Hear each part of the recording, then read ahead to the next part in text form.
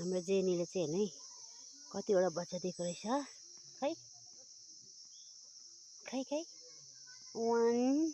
खै हेर्नु न खै खै 4वटा रहेछ हेर्नु है हाम्रो जेनी 4वटा बच्चाको आमा भएछ ओहो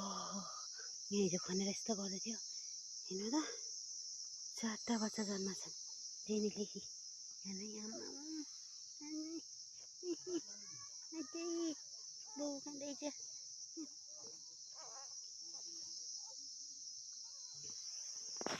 जेनी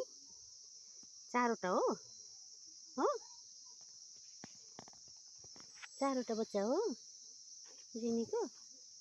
ल चिया खाने अब ल चिया र भात खाने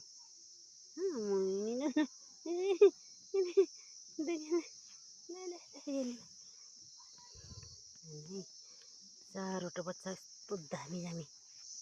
जन्माएछन् हेर्नु है हाम्रो जेनीले